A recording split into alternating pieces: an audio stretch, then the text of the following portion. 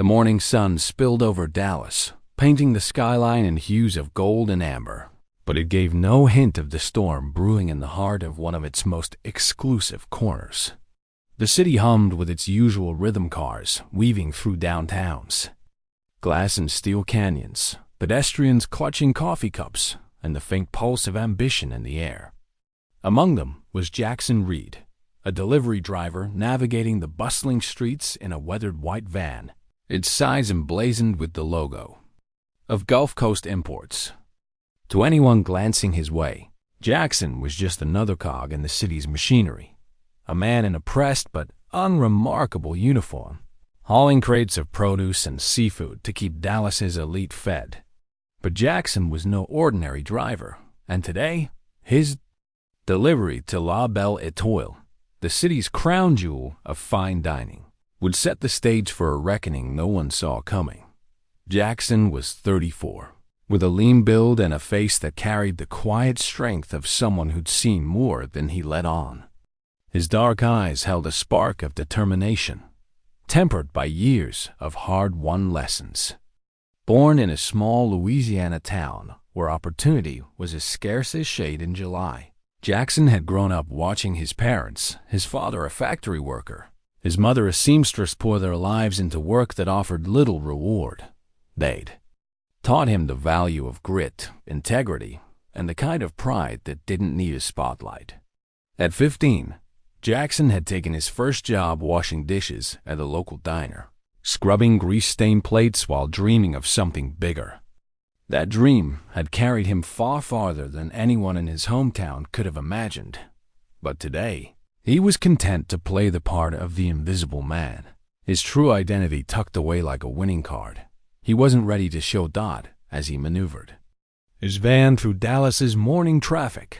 Jaxon listened to a podcast on restaurant management, the host voice crackling through the van's old speakers. Great leaders don't create followers.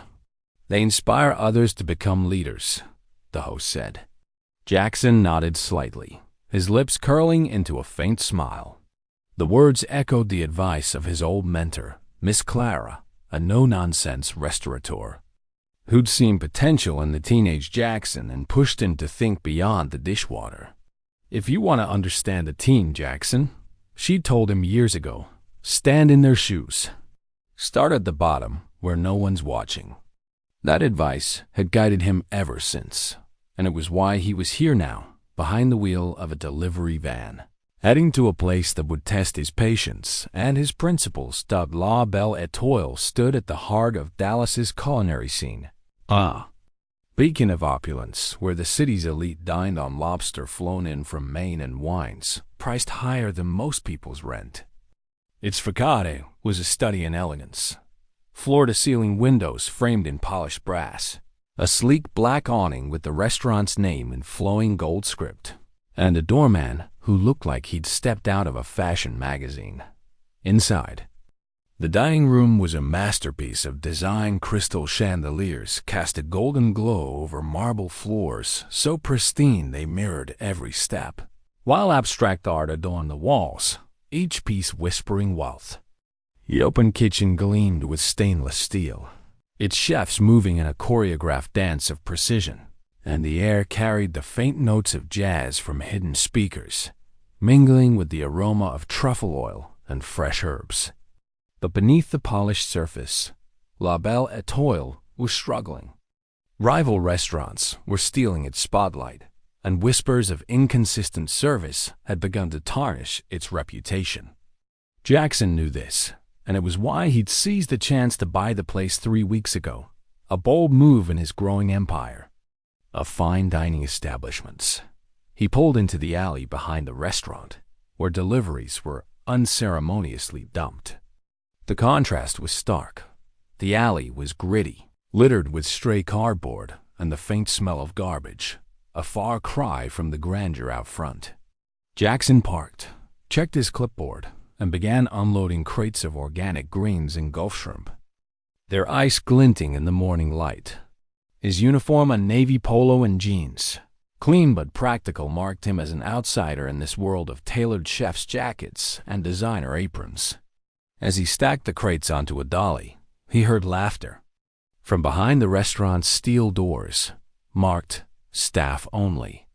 It was the kind of laughter that carried a bite, sharp and mocking. The sound of people who felt untouchable. Jaxon knocked twice, the sound echoing in the narrow alley. The door swung open, revealing a young man in a crisp white chef's jacket, Ryan. Walsh, according to his name tag. Ryan's eyes flicked over Jaxon, taking in the uniform and the dolly with a smirk that said more than words could. Behind him, 2 other staff members peered out. Claire Dawson, a server with a sharp bob and sharper attitude, stifled a chuckle, while another chef rolled his eyes. "Deliveries are supposed to be here earlier," Ryan snapped, his tone dripping with annoyance, as if Jackson's presence was a personal affront. Jaxon held up the invoice, his voice calm but firm. "I'm on schedule, sir. Fresh shrimp from Gulf Coast Imports and the organic greens you ordered." He kept his gaze steady, unfazed by Ryan's hostility. The chef waved him off with a flick of his wrist. "Whatever, just bring it in and don't clog up the kitchen entrance." As Jaxon wheeled the dolly inside, the kitchen's controlled chaos enveloped him. The air was thick with the scent of garlic and sizzling butter, knives flashing as chefs prepped for the lunch rush. Stainless steel counters gleamed under fluorescent lights, and the clatter of pots mingled with shouted orders. But it was the staff's glances that caught Jackson's attention, amused, condescending, as if he were a curiosity they could barely tolerate. Claire muttered to Ryan, just loud enough for Jaxon to hear, "Guess they'll let anyone delivered to a place like this." The word stung, but Jaxon had heard worse. He'd spent years in jobs where people looked through him, assuming he was less than he was. Today, though, was different. He knew something they didn't, and that knowledge gave him a quiet edge. He began unloading the crates, stacking them neatly by the walk-in fridge. A woman in a sharp black suit, likely a manager, brushed past without looking up from her clipboard. "Don't block the chef's station," she barked, her voice clipped. "Yes, ma'am," Jaxon replied, his tone polite but resolute.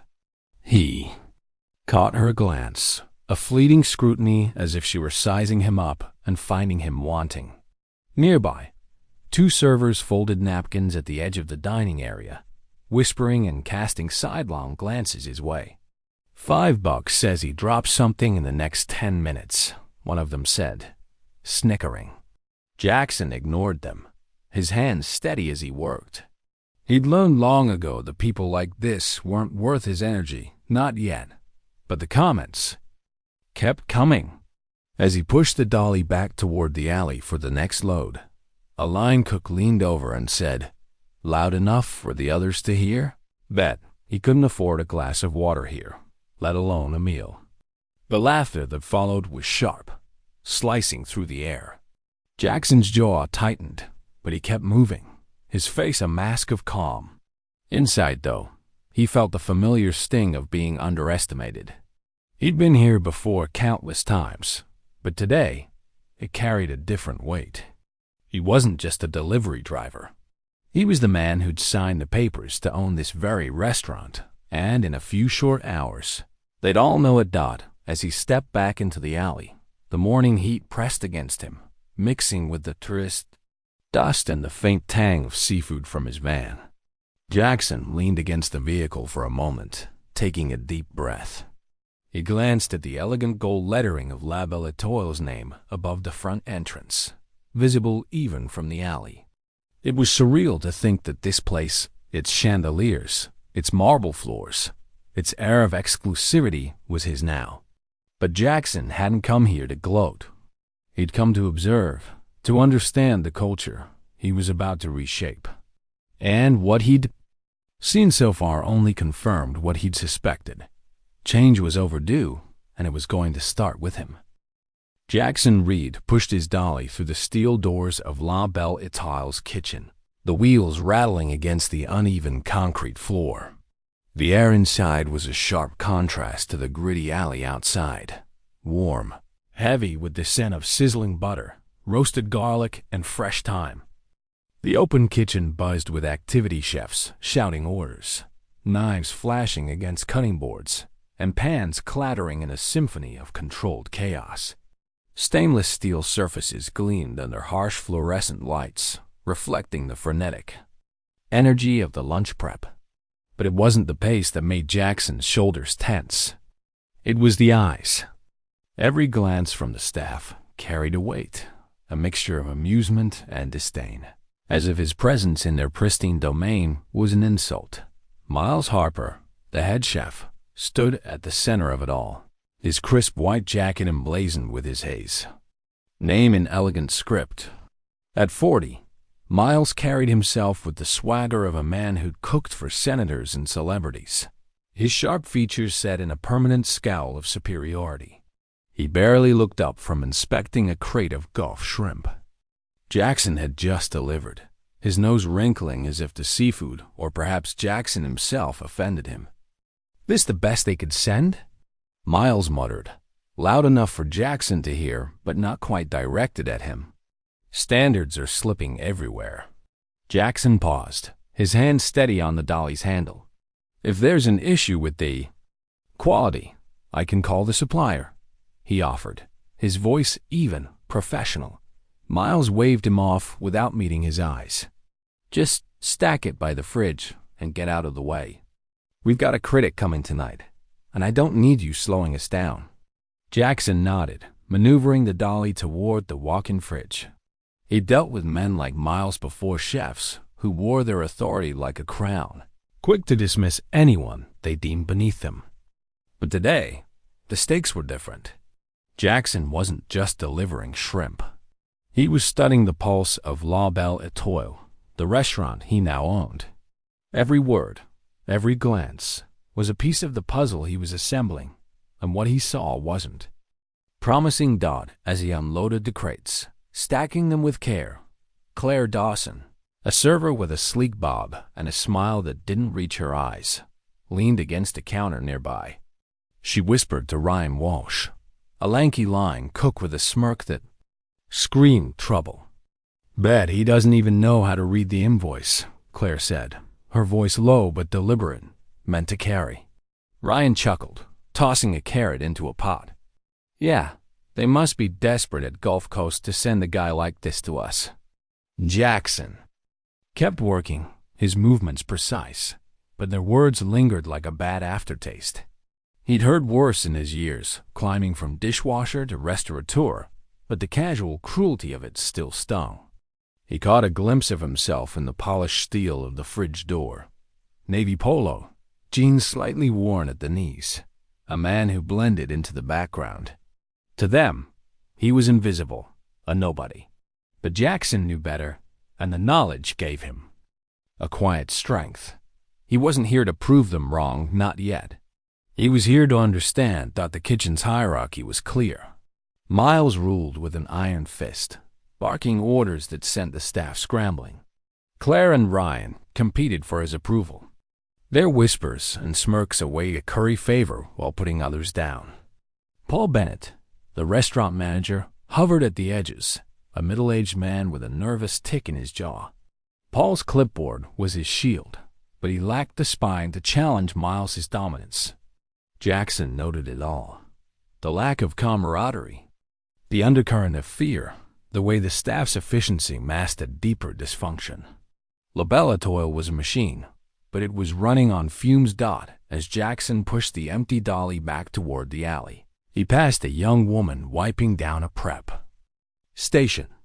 Her name tag read Lila Torres, and her tired eyes suggested she was one of the kitchen's unsung workers, likely a dishwasher or prep cook. Unlike the others, she didn't sneer or whisper. Instead, she offered a small nod, almost apologetic. Jaxon returned it, filing her away as someone who might be an ally in the changes he planned to make. But the reprieve was short-lived. As he reached the steel doors, Ryan called out, "Hey, delivery guy, you forgot a box." Jaxon turned, confused. He checked every crate. Ryan pointed to a cardboard box near the door, his grin wide. Jaxon walked over, bent down, and lifted it, only to find it empty. Laughter erupted from the kitchen, Ryan slapping his knee. "Just messing with you, man.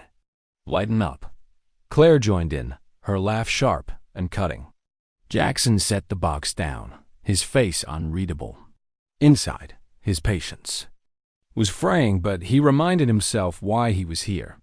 He had a point to prove, and it wasn't to Ryan or Claire. It was to himself. Jaxon stepped back into the alley, the morning heat wrapping around him like a heavy coat. Sweat beaded on his brow, mixing with the dust and the faint salt of the seafood crates. He leaned against his van, taking a moment to steady himself. The laughter from the kitchen echoed in his mind, not because it hurt, though it did, but because it confirmed what he'd suspected. La Belle Etoile's culture was rotten, built on hierarchy and disdain rather than respect. He pulled out his phone and typed a quick note. Lack of teamwork. Miles fosters fear, not leadership. Staff quick to judge outsiders. Every observation was a step toward the changes he'd implement. But first, he had to finish the delivery. Back inside, the kitchen was a pressure cooker. The lunch rush was hours away, but the looming visit from a renowned food critic had everyone on edge. Miles was in rare form, snapping at a sous chef for slicing fennel too thickly. "Do you want us to look like amateurs tonight?" he bellowed, his voice carrying over the clatter of pots. Jaxon kept his head down, unloading the second batch of Crate's kale, heirloom tomatoes, and a case of artisanal olive oil. He moved with purpose, but the staff's eyes followed him, their whispers growing bolder. Claire, now folding napkins in the dining area, leaned toward Ryan. "You'd think someone delivering to a place like this would at least try to look presentable," she said, eyeing Jackson's jeans. Ryan smirked, tossing a shrimp shell into a bin. "Yeah, he's probably dreaming of eating here someday." "Keep dreaming, buddy." Their laughter was louder this time, drawing glances from other staff. Jackson's jaw tightened, but he focused on the crates, stacking them with precision. He'd learned long ago to let words slide, but the cumulative weight of their scorn was testing his limits. As he carried a case of olive oil toward the storage rack, Ryan accidentally nudged his dolly, sending it wobbling. A bottle slipped from the crate, tumbling toward the floor. Jaxon reacted instinctively, catching it, just before it shattered. The kitchen fell silent for a split second. Then Ryan laughed. "Nice save, delivery guy. Didn't think you had it in you." Miles, watching from his station, shook his head. "Careful, kid," he said to Jaxon, his tone dripping with condescension. "That bottle's worth more than your paycheck." Jaxon set the bottle down, his heart pounding, not from the near miss, but from the urge to speak out. Instead, he took a breath and said, "I'll double-check the crates, sir. Wouldn't want to cause any trouble." His voice was calm, but there was an edge to it, a hint of steel that made Claire glance at him, her smirk faltering. For a moment, she seemed to sense something off, but she quickly turned back to her napkins. As Jaxon returned to his van for the final load, he passed Leila Torres again. She was scrubbing a stack of pots, her hands moving with quiet efficiency. "Sorry about them," she said softly, barely audible over the kitchen noise. Jaxon paused, surprised. "No need to apologize," he replied, offering a small smile. "I've seen worse." Lila nodded, but her eyes held a flicker of empathy, as if she, too, knew what it was like to be invisible. Back in the alley, Jaxon loaded the last crates, his mind racing. He thought of the diner in Louisiana where he'd started, where the staff had been a family, sharing meals and stories after long shifts. La Belle Etoile was the opposite, a place where ego trumped teamwork, where people like Lila were overlooked, and people like him were mocked.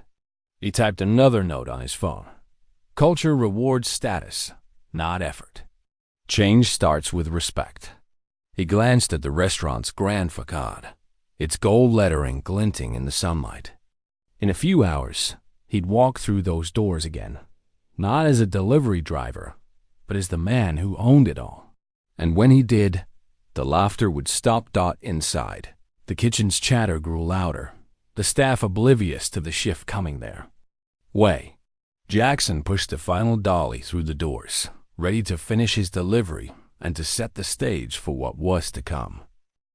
Jaxon Reid pushed the final crate of produce onto the storage rack, the cool air of La Belle Etoile's walk-in fridge brushing against his skin as he stepped back.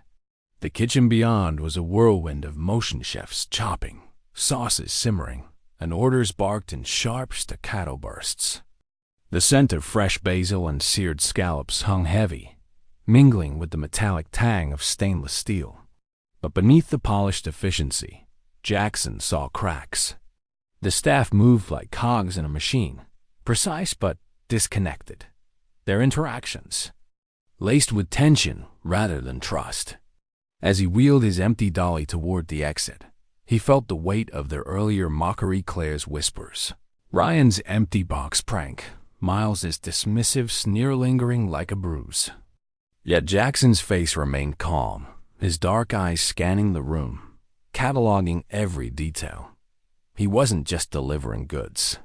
He was dissecting the culture of the restaurant he now owned, and what he saw confirmed his suspicions. La Belle Etoile was a house of cards, held together by ego and fear. Miles Harper, the head chef, stood at his station like a general commanding a battlefield, his voice cutting through the kitchen's din. "Faster, people! The critic's coming tonight, and I'm not letting this place look like a dive bar." His sharp features were taut with stress, his hands gesturing wildly as he inspected a sous chef's plating.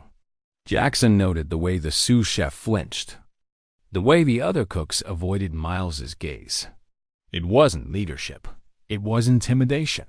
Miles's authority thrived on making others feel small, and Jaxon knew that kind of culture was a death knell for any restaurant, no matter how glittering. Its chandeliers dot as Jaxon pushed his dolly past the prep area. He caught sight of Paul Bennett, the manager, scribbling furiously on his clipboard near the dining room entrance. Paul's face was pale, his eyes darting nervously between Miles and the staff. He was supposed to be the bridge between the kitchen and the front of house, but he seemed more like a bystander, too timid to challenge Miles's reign. Jaxon typed a quick note on his phone. Management lacks backbone. Miles dominates, Paul enables. He'd seen this dynamic before, in restaurants that crumbled under the weight of unchecked egos. La Belle Etoile was teetering, and Jackson's plan to save it started with understanding its flaws. A sudden commotion drew his attention. A server, rushing to set up the dining room, collided with a tray of crystal wine glasses, sending them crashing to the floor. The sound was like a gunshot, silencing the kitchen for a heartbeat. Shards scattered across the marble, glinting under the chandelier's glow. "Are you kidding me?" Miles roared, storming over. "Do you know how much those cost?" The server, a young man with a flushed face, stammered an apology, but Miles cut him off. "Clean it up and don't let it happen again, or you're out." The server scrambled to his knees, gathering the fragments as the other staff averted, their eyes unwilling to risk Miles's wrath. Jaxon paused, his instinct to help warring with his need to stay unnoticed. He stepped forward, kneeling beside the server. "Here, let me," he said quietly, picking up a few shards. The server looked at him, surprised, then mumbled a thanks. Claire Dawson, watching from the dining area, rolled her eyes. "Great, now the delivery guy's playing hero," she muttered to Ryan Walsh, who snickered. Jaxon ignored them, but the incident burned into his memory. It wasn't just about broken glasses. It was about a team too fractured to support each other. He typed another note. No camaraderie. Staff fear failure, not inspired to succeed. As he stood, dusting his hands, Jaxon caught Lila Torres's eye across the kitchen. The dishwasher, her hands still damp from scrubbing pots, gave him a small, appreciative nod. It was the second time she'd acknowledged him without scorn, and Jaxon filed it away. Lila was different, grounded, unnoticed by the likes of Miles and Claire. She was proof that not everyone here was lost to the restaurant's toxic culture. Jaxon returned to his van to grab the last of the delivery paperwork. The alley's heat, a sharp contrast to the kitchen's controlled chaos. He leaned against the van, the morning sun now climbing higher, casting long shadows across the cracked pavement. The laughter from the kitchen still echoed in his mind, not because it hurt. Jaxon had long since built armor against such slights, but because it revealed the heart of La Belle Etoile's problem. This wasn't a team. It was a hierarchy where respect was reserved for the top. He thought of the diner back in Louisiana, where the owner had shared beers with the dishwashers after closing, where every role mattered. That was the culture he wanted to build here. But first, he needed to see more Dot back inside. Jaxon handed the invoice to Paul, who barely glanced at it before signing. "You're done, right?" Paul said, his voice distracted. "We've got enough to deal with today." Jaxon nodded, but as he turned to leave, a young woman approached him, her server's apron neatly tied. Her name tag read Tessa Nguyen, and her warm brown eyes held none of the condescension he'd come to expect. "Thanks for helping with the glasses," she said, her voice soft but genuine. Not everyone would have done that. Jaxon paused, surprised. "Just doing what's right," he replied, studying her. Tessa was young, maybe mid-20s, with a quiet confidence that stood out in the sea of posturing. "You've been here long?" he asked, curious. "6 months," Tessa said, glancing over her shoulder to ensure no one was listening. "It's intense. Everyone's on edge with the critic coming. Miles doesn't make it easier." She hesitated, then added, "You seem like you've seen places like this before." Jackson's lips twitched into a faint smile. "A few." He didn't elaborate, but Tessa's curiosity piqued his interest. She wasn't like Claire or Ryan, who used mockery to climb the pecking order. She saw the restaurant's flaws, and that made her someone worth watching. "How's it working out for you here?" he asked, testing the waters. Tessa shrugged, a wry smile crossing her face. "It's a job. Pays the bills, but..." She trailed off, glancing at Miles, who was now berating a cook for overcooking a steak. "Let's just say it's not what I expected when I signed up for fine dining." Jaxon nodded, typing a mental note. Tessa Nguyen, observant potential leader. Their conversation was cut short when Claire called Tessa over to help with table settings. As Tessa walked away, she gave Jaxon a quick smile, a small gesture that felt like a lifeline in the hostile kitchen. As Jaxon gathered his things to leave, he overheard Miles talking to Paul near the fridge. "I swear, the suppliers are getting worse," Miles said, tossing a shrimp back into a crate. "And don't get me started on that delivery guy. Do they not train these people?" Paul murmured something noncommittal, his eyes fixed on his clipboard. Jackson's fingers tightened around the dolly's handle, but he kept his composure. He thought of his mentor, Miss Clara, who'd once told him, "People reveal who they are when they think no one's watching." Miles and his crew were revealing plenty, and Jaxon was watching closely. He stepped back into the alley, the steel doors clanging shut behind him. The morning was slipping away, the sun now blazing overhead. Jaxon climbed into his van, pulling out his phone to add one last note. Culture rooted in ego, not excellence. Respect must be the foundation. He glanced at La Belle Etoile's grand facade, its gold lettering shimmering like a promise. In a few hours, he'd return not as a delivery driver, but as the man who held the keys to this place. The staff had no idea what was coming, and Jaxon felt a flicker of anticipation. He wasn't here to humiliate them. He was here to build something better. But first, they'd have to face the mirror he was about to hold up. Jaxon Reid sat in his van, parked a block away from La Belle Étoile, the hum of Dallas's afternoon traffic fading into the background. The morning's delivery was done, but the weight of the staff's disdain Claire's sharp whispers. Ryan's empty box prank, Miles's condescending barbs, lingered like a bitter aftertaste. He leaned back, closing his eyes for a moment, the worn leather of the driver's seat creaking beneath him. The memory of his mentor, Miss Clara, surfaced. People show their true colors when they think no one important is watching. Jaxon had watched, and what he'd seen in La Belle Étoile's kitchen confirmed his fears. A culture poisoned by arrogance, where respect was a privilege, not a principle. But that was about to change. He opened his tablet, reviewing the notes he'd typed during the delivery. Miles fosters fear, not leadership. Staff quick to judge outsiders. No camaraderie. Each observation was a brick in the foundation of the plan he'd been forming since he signed the papers to buy this restaurant 3 weeks ago. La Belle Étoile was a gem. Its chandeliers, marble, floors, and haute cuisine were unmatched in Dallas, but it was tarnished by its people. Jaxon wasn't here to gloat or punish. He was here to rebuild, starting with a truth that would shake the staff to their core. Jaxon glanced at his watch. 2:30 p.m. The staff meeting was set for 3 o'clock, and he'd kept his arrival vague, instructing Paul Bennett via email to gather everyone in the dining room.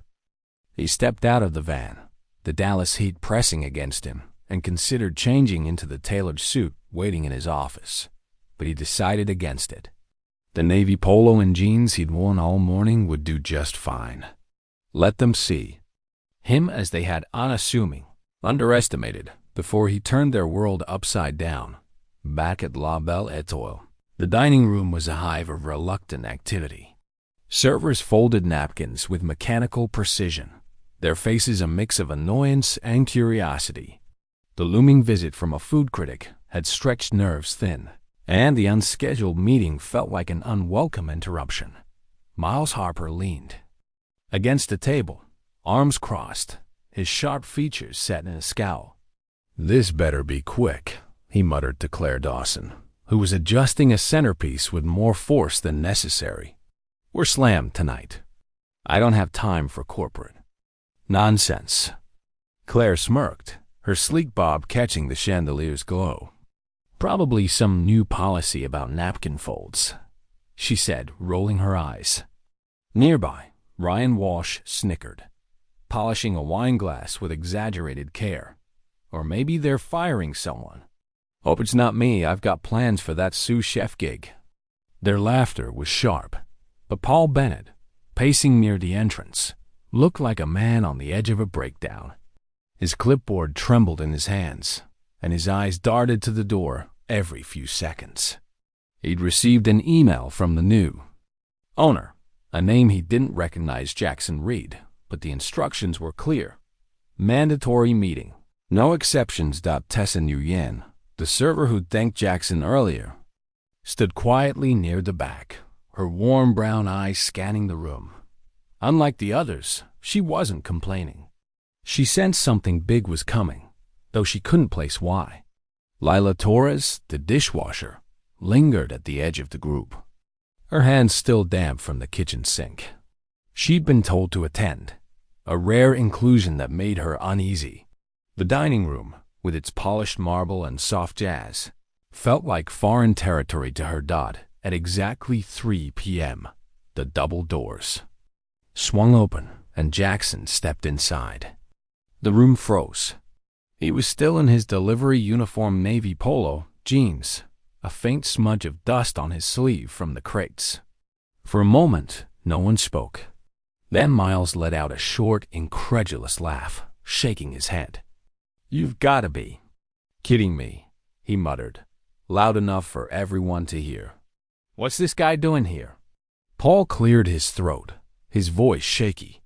Jaxon, this is a staff-only meeting. You need to." Jaxon raised a hand, his expression calm but unyielding. "I know, Paul. That's why I'm here." His voice was steady, cutting through the murmurs like a knife. The staff exchanged confused glances, their smirks fading. Claire's brow furrowed, and Ryan's polishing slowed to a stop. Tessa tilted her head, her curiosity piqued, while Lila's eyes widened, sensing something the others didn't. Jaxon stood at the center of the dining room, the chandelier's golden light casting soft shadows across his face. He let the silence stretch, meeting each staff member's gaze one by one. The air was thick with unspoken questions, the tension palpable. Miles's arms uncrossed, his smirk replaced by a flicker of unease. Paul clutched his clipboard like a lifeline, his face pale. Jackson's calm demeanor was a stark contrast to the chaos of the morning, and it unnerved them more than any outburst could. "Let me introduce myself properly," Jaxon said, his voice clear and firm. "My name is Jaxon Reid, and as of 3 weeks ago, I'm the new owner of La Belle Étoile." The room went still, as if the air itself had been sucked out. Miles's jaw dropped, his eyes wide with disbelief. Claire's hand froze mid-air, a napkin slipping to the floor. Ryan's wine glass tilted, nearly falling, while Paul's clipboard clattered against the table. Tessa's lips parted in a silent gasp, and Lila's hands clasped together, a small smile breaking through her shock. The silence was deafening, broken only by the faint hum of the air conditioning. Miles recovered first, his voice a hoarse whisper. "You're the owner?" He blinked, as if the words didn't compute. "You're the delivery guy." Jackson's gaze locked onto Miles, steady and unflinching. "I was delivering this morning, yes, but I was also watching. And what I saw tells me this place needs more than a new menu or a fresh coat of paint. It needs respect." The word hung in the air, heavy with meaning. Jaxon stepped forward, his tone softening but losing none of its authority. "I spent the morning unloading crates, listening to your comments, your laughter. You assumed I was just a driver, someone beneath you. You judged me based on my clothes, my job, my presence in your kitchen. And that behavior doesn't just hurt me. It hurts this restaurant. It hurts the culture we're trying to build." Miles opened his mouth, then closed it, his face reddening. Claire stared at her shoes, her earlier confidence gone. Ryan shifted uncomfortably, his smirk, long, vanished. Jaxon continued, his voice carrying a quiet strength. "I started at the bottom, just like many of you. I washed dishes in a Louisiana diner, scrubbed floors, carried crates. I know what it's like to be invisible. But I also know that every role matters. The dishwasher, the server, the delivery driver, they're the backbone of a place like this. Without them, you don't have a restaurant. You have a facade." He paused, letting his words sink in. The staff were silent, their faces a mix of shame and realization. Tessa's eyes shone with admiration, while Lila nodded slightly, as if Jaxon had voiced something she'd always felt. Paul's shoulders slumped, his clipboard forgotten. Miles, for once, had no retort, his hands fidgeting at his sides. Jackson's gaze softened, but his message was unwavering. "This morning, you showed me who you are when you think no one's watching. And now, I'm asking you to show me something else. That you can be better. That you can treat every person who walks through these doors, guest, staff, or driver, with the respect they deserve. That's the standard I expect, and if you can't meet it, this isn't the place for you." Miles finally spoke, his voice hesitant. I didn't mean to be disrespectful. Jaxon cut him off with a raised hand. "Actions speak louder than words, chef. If you're willing to change, prove it. That goes for everyone." He scanned the room, his eyes meeting theirs one last time. Respect costs nothing, but its absence can cost you everything. He turned to leave, pausing at the doors. "We start fresh tomorrow. Be ready." The doors swung shut behind him, leaving the staff in a stunned silence. The chandelier's light seemed dimmer, the jazz softer, as they grappled with the weight of Jackson's words and the truth about themselves. The dining room of La Belle Étoile was silent as the double doors closed behind Jaxon Reid. The echo of his parting words, "Respect costs nothing, but its absence can cost you everything," hanging in the air like a storm's aftershock. The chandelier's golden glow felt dimmer, the soft jazz from the hidden speakers almost inaudible against the weight of the moment. The staff stood frozen, their faces a gallery of shock, shame, and unease. Miles Harper, the head chef, stared at the floor, his arms limp at his sides, the bravado that had defined him all morning gone. Claire Dawson's hands trembled as she clutched a napkin, her earlier smirks replaced by a flush of embarrassment. Ryan Walsh, usually quick with a quip, leaned against a table, his eyes darting nervously. Paul Bennett, the manager, fumbled with his clipboard, his face pale as if he'd seen a ghost. Only Tessa Nguyen and Lila Torres seemed untouched by guilt. Tessa's eyes shone with quiet admiration, while Lila's small smile hinted at hope. Miles broke the silence, his voice low and unsteady. He was the owner the whole time? He shook his head, as if trying to reconcile the delivery driver in the navy polo with the man who'd just turned their world upside down. Claire glanced at him, her voice barely a whisper. We didn't know. But the excuse felt hollow, and she knew it. The memory of her snide comments, that he doesn't even know how to read the invoice, burned in her mind. Ryan shifted, muttering, "This is messed up." But his usual bravado was gone, replaced by a flicker of fear about his job. Paul cleared his throat, trying to regain control. "Okay, everyone, back to work. We've got the critic tonight. Let's focus." But his words lacked authority, and the staff dispersed slowly, their movements mechanical. The dining room, with its polished marble and elegant place settings, felt like a stage where they'd all been exposed in the kitchen. The usual chaos resumed, but it was subdued. Chefs chopped vegetables with less vigor. Servers moved through their tasks in silence. Tessa approached Lila at the dishwashing station, her voice soft. "Did you see that coming?" Lila shook her head, scrubbing a pot with renewed energy. "No, but I'm glad he said it. People like us were invisible here. Maybe that'll change." Tessa nodded, her mind racing. Jackson's words had struck a chord.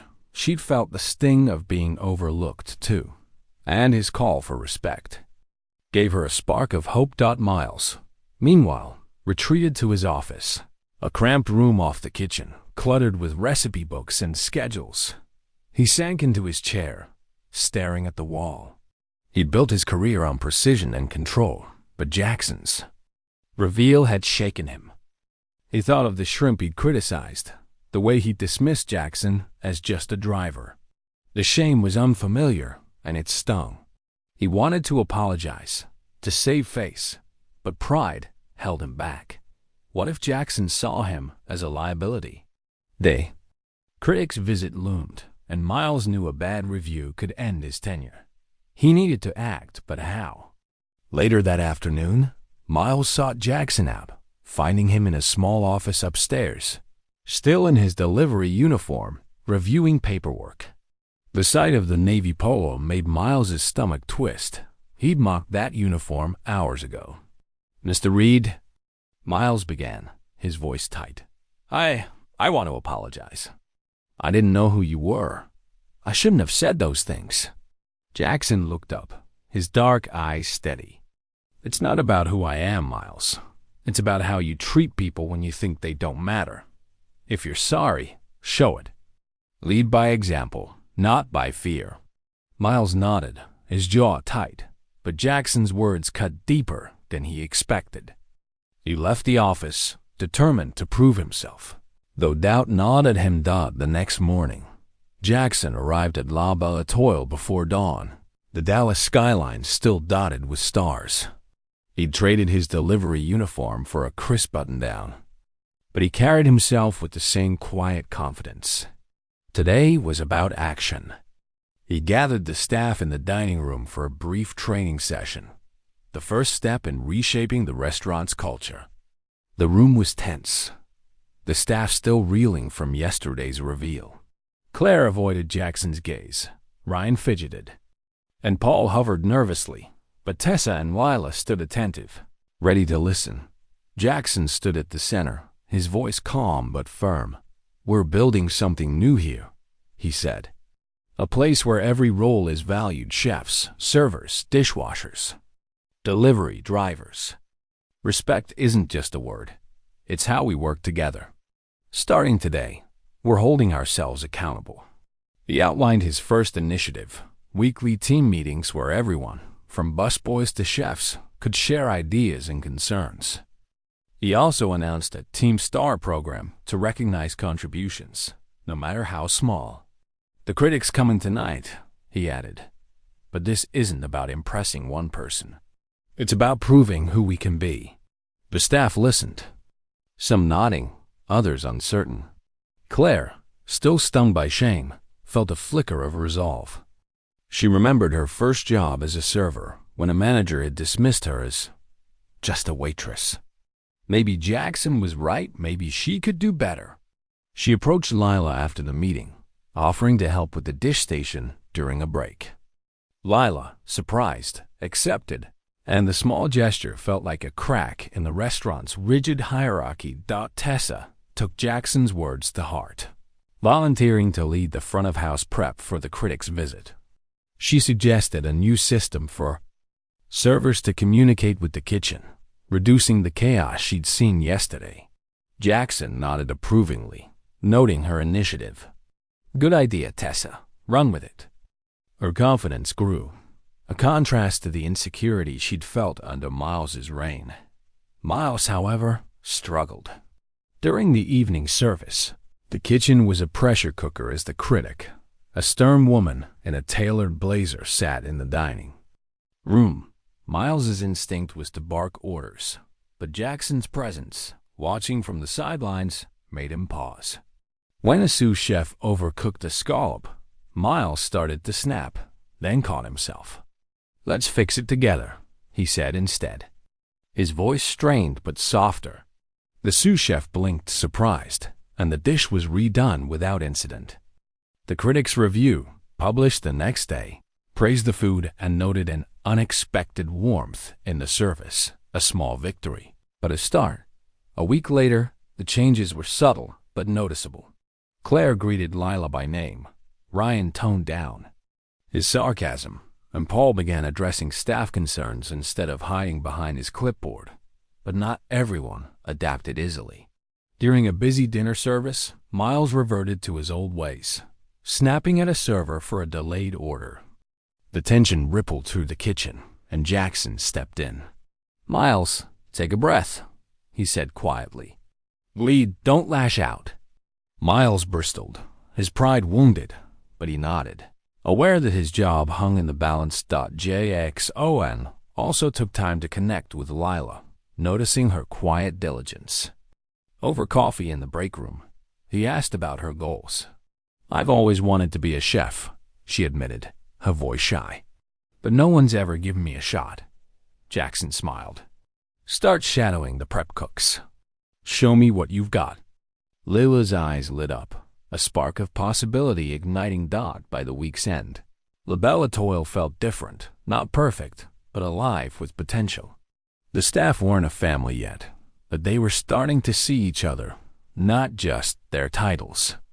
Jaxon knew change would take time, that the seeds were planted, and he was ready to nurture them. A month had passed since Jaxon Reid's seismic reveal at La Belle Étoile, and the restaurant was beginning to shine in a way that went beyond its crystal chandeliers and polished marble floors. The Dallas evening was warm, the city's skyline aglow with the last rays of sunset as Jaxon stood in the alley behind the restaurant, the same gritty stretch where he'd first wheeled in his delivery dolly. The gold lettering of La Belle Étoile's name gleamed above the front entrance, a beacon of promise that now felt within reach. Inside, the dining room buzzed with a new energy, not just the clink of wine glasses or the aroma of truffle-infused dishes, but a sense of purpose that hadn't existed before. Jaxon's vision was taking root, and the transformation was palpable. The staff had begun to change, slowly but surely. Tessa knew in, now leading the front-of-house team during evening shifts, moved with a confidence that inspired her colleagues. Her system for streamlining server-kitchen communication had cut wait times, earning praise from guests and a nod from Jaxon. Claire Dawson, once quick to sneer, had softened, greeting Lila Torres by name and helping with small tasks during busy shifts. Ryan Walsh still had his moments of sarcasm, but he'd stopped targeting the invisible staff, his focus shifting to proving his worth as a line cook. Paul Bennett, the manager, had found a spark of courage, addressing staff concerns in meetings instead of hiding behind his clipboard. And Miles Harper, the head chef who'd once ruled through fear, was trying, albeit imperfectly, to lead with patience.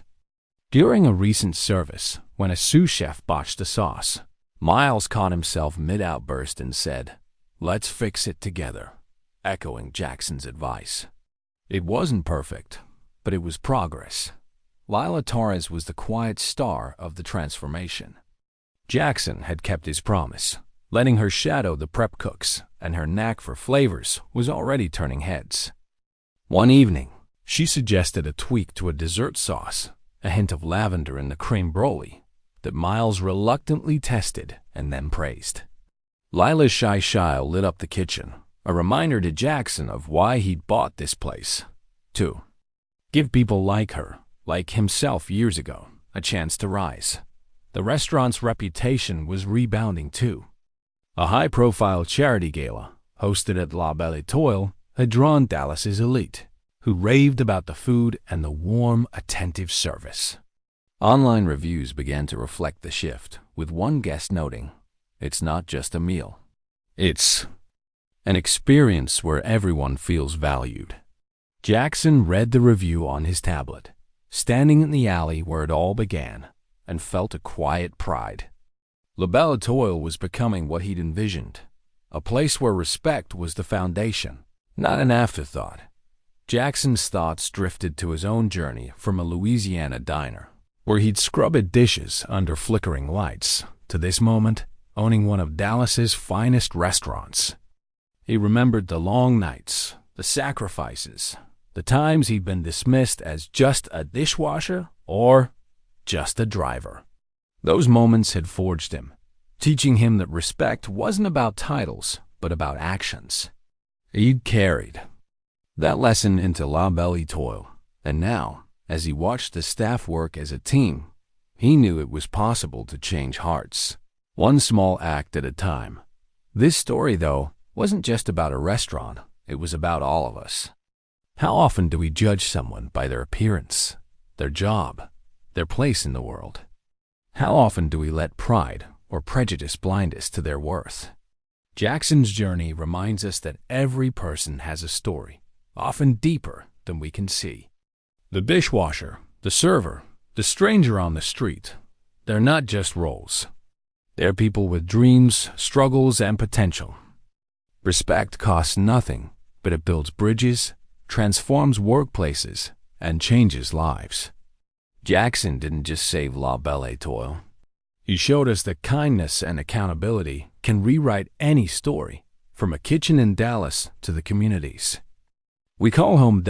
As Jaxon stepped back into the restaurant, the hum of a busy service greeting him, he felt a sense of possibility. La Belle Étoile was no longer just a name. It was a legacy in the making, a testament to what happens when we see each other clearly. He continued to guide this team, to challenge them, to lift up people like Lila and Tessa. And maybe, just maybe, he'd slip back into that delivery van one day, to remind himself of where he started and why he'd never stop. If Jaxon's story moved you, if it made you think about the power of respect and the stories we don't yet know, join us at Legacy Stories. Subscribe to our channel for more tales of triumph, transformation, and the human spirit stories that remind us to look deeper, act kinder, and build a better world. Hit that subscribe button and let's keep these legacies alive, one story at a time.